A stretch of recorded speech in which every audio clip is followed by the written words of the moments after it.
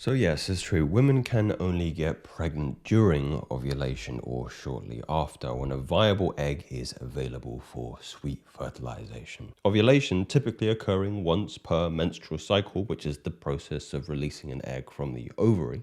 Your male swimmers can survive in the female reproductive tract for up to 5 days, so pregnancy is technically possible if intercourse happens in the days leading up to ovulation. However, the fertile window is generally considered to be about 6 days, the 5 days before ovulation and the day of ovulation itself. Outside of this window, pregnancy is highly unlikely. So are you picking up what I'm putting down? Are you understanding what I'm alluding to here, gentlemen?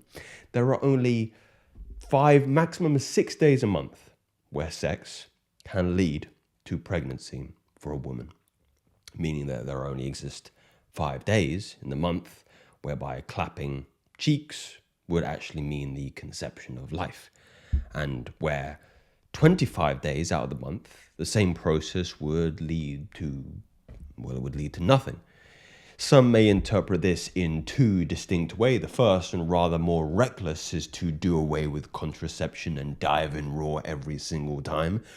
Please do use with caution, gentlemen. The second, and rather more mentally stimulating and sexually stimulating, in my estimation, is the idea of ultimately, well, why would I even choose to do that? Why would you open up the store if you can't serve the customers? Why would you fire up the grill if you have no meat to cook? Why would you bust loads in your missus if it's not going to lead to a mini version of you? Let's get the obvious out of the way. Pleasure for sure. It's interesting, at least to me, that the primary outcome for sex in today's contemporary Western culture is pleasure and not life. It's often forgot about completely, especially to the single mother of 3 who you used to go to school with back in the day, the one that you quietly judge on Facebook, kind of like a live drama. The last man in her life left her for his own cousin, and she started to sell her dignity on Fansly. This is a real person, by the way. Kids aren't even from the same dad.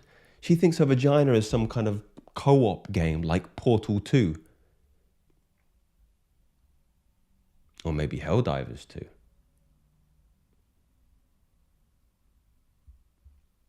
I hope you didn't miss those.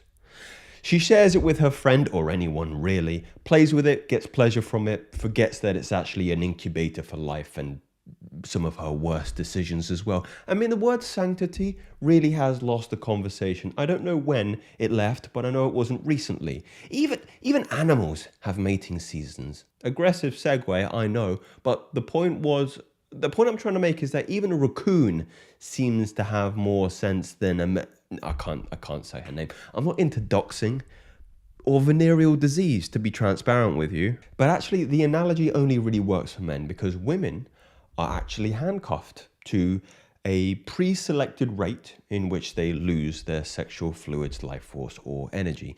Menstruation happening once per month and being a particularly taxing and arduous process, so I've heard anyway. Mood swings, cramps, stress, anxiety, and neurosis. The female period is limited. The male period isn't limited. If we're going to use period as a word to describe the loss of sexual, fertile, and reproductive fluids anyway. And if you agree with that interpretation, then the logic may precede that. It seems intellectually stunted to dispose of valuable reproductive resources if they're not going to contribute to, well, reproduction. Like I said, raccoons know this. A raccoon isn't wasting planting his seed in the winter for it's unlikely to take root. But come February, when the soil proves fertile, well, you know, I'm not describing raccoon coitus. Fertility is a problem nowadays too. I mean, it makes sense when a brain approaches this topic with logic instead of an addicted, perverted, mind-warped by pornography captured culture. If you're going into a gunfight, do you want one in the chamber or do you want a full clip? And I think that's a fact. It's not a theory. Speak soon.